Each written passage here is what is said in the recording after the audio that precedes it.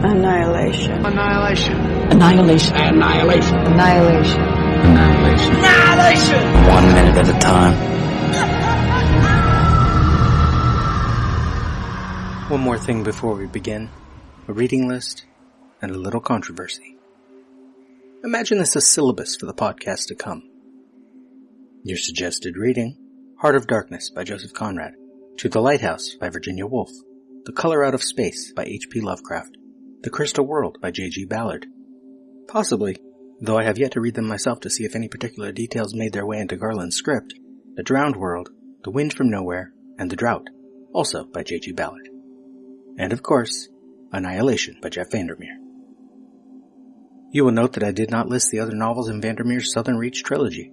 Alex Garland did not read them before adapting the first, and as has been noted in the Countdown episodes, part of this film's story comes from other sources as well, and allude to more.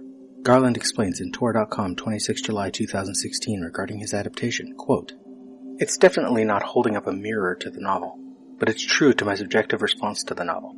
It's true to what I responded to and got out of the novel. And that was partly to do with some narrative aspects of this group of women entering into this strange sealed-off zone and finding something that, well, I don't want to talk too much because there's a plot point embedded within it. I think that's wrong. Forget the film, just for people who might want to read the book. But also a tone. There is a tone in there that to me related to what I used to feel reading certain kind of Ballard novels. It's not in any way derivative, this novel. It's actually very much its own thing.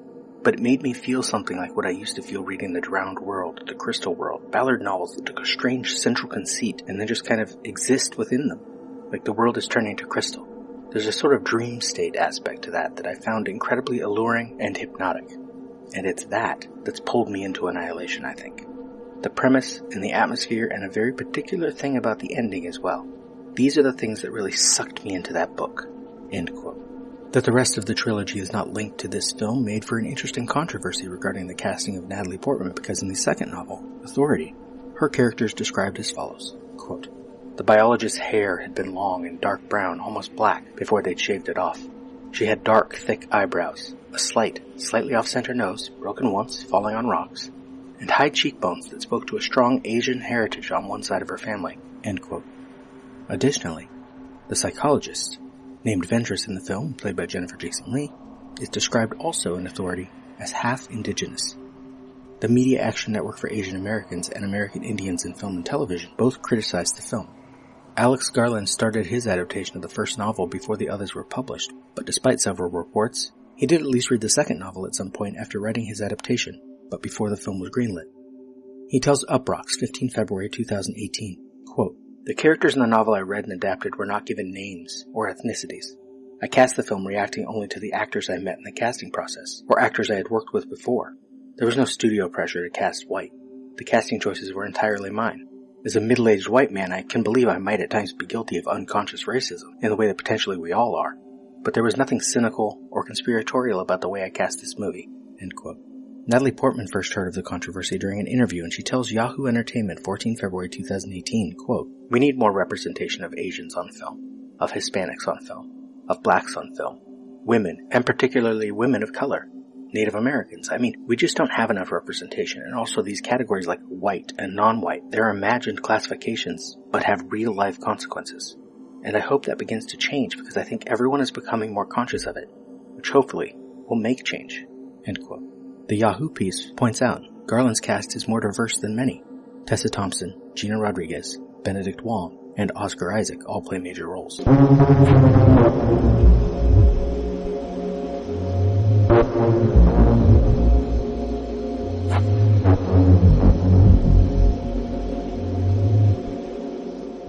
The lighthouse as an image of loneliness has its limits, for as we stand on the shore of this ocean, crusted snow on the hills and grass dispersed beneath it, that tower seems a place where people gather some vision themselves. The marriage and weaving to the lobster boat, which could be miles away or close enough to raise our voices to, makes us wish our journeys took us further, past witness, to a scene perhaps, where we belonged.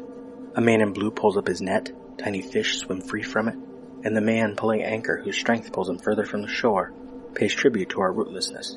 As he shouts to start the engine up, to take his course he leaves us, in the distance, the repeated ritual of his wake, and like the water, stirred against the lighthouse wall, breaking up, wave after wave, we forget ourselves, learn our place. Ira Sadoff, February, Pemaquid Point.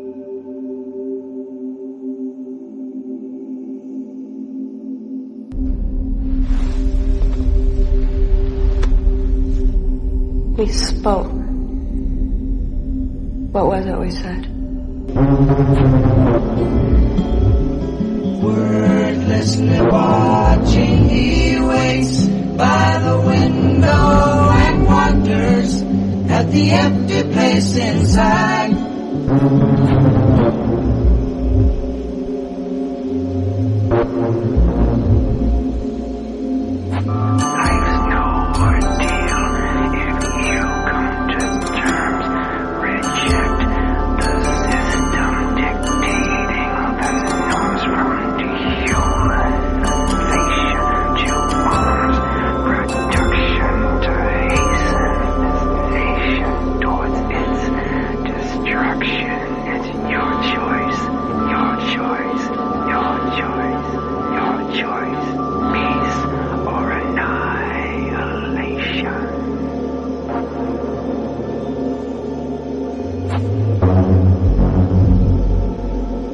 Annihilation is all we are.